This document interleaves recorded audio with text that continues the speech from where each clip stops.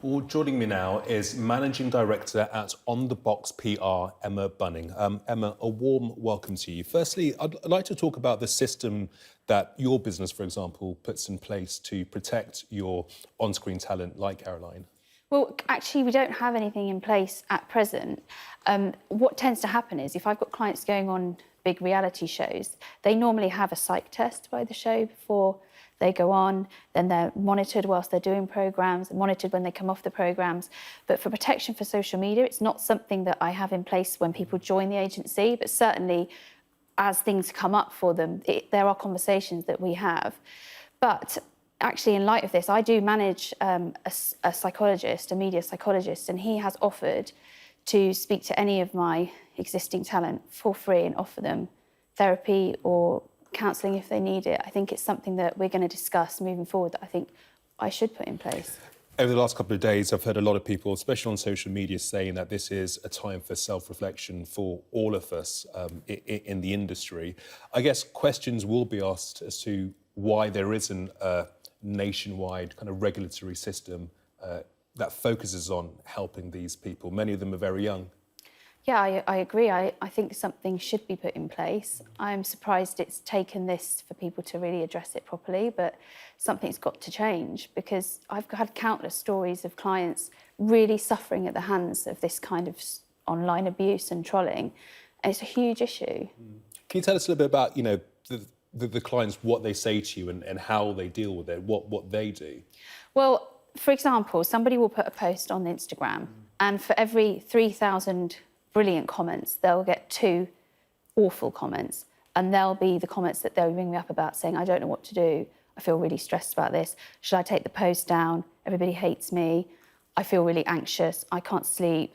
I've had so many conversations with clients about this. I've had one client who's been so pushed to the edge that she decided to actually go and get some help, and then has now since decided to come out of the public eye for a bit. Actually, she wants to take a break, so she's actually not with me anymore because of it. I've had one client who suffered at the hands of online trolls discussing his son and such revolting comments made about his son that he came off Twitter altogether. So it's not an isolated incident. I've heard one person describe it as it's very much like you're a porcelain doll. You're shiny and bright and new and you look great and you sound great, but one criticism out of 1,000 positive ones. Yeah. Absolutely, absolutely. And I think we have to remember that these people are just human.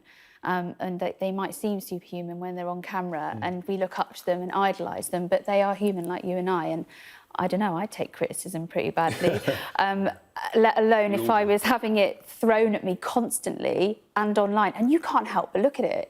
I think it's a bit of an obsession. And I think one thing I'd like to sort of suggest is, what I do try and say is take a break from it. Just come off of Instagram for a bit. But it's like, I try and do it myself. I try and have a day's break from it and I can't. So how you can do that when it's your job, it's your life, it's very difficult.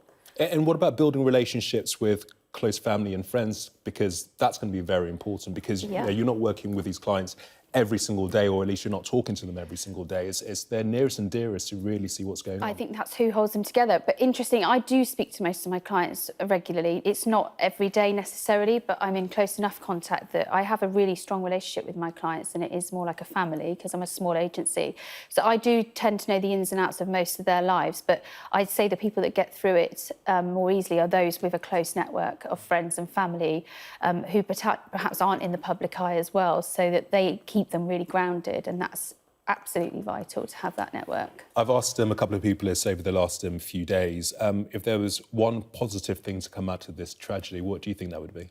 I think people are starting to open their eyes to it. I mean, this online petition that's going around at the moment that you were discussing in the VT, the amount of people that have signed that already in a matter of days, I mean, surely something's got to change. And I hope that the one good thing that comes out of it is that there is, a change in the law.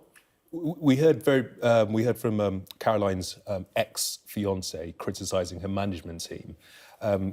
Does he have a point? I don't know. I think, your management team can only do so much.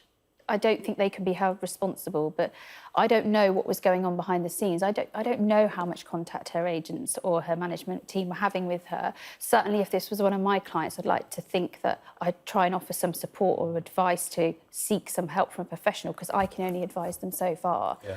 And I would say seek help. But, you know, you can have a good day and a bad day, and one day, the bad day that happens, your management might not have called you that day, or you might not have been in touch with them. They might not have known how low she was going on that day. I don't know the ins and outs, but I think it's a tough one to push blame. Emma, really good to speak to you. Emma Bunning, Managing Director at On The Box PR.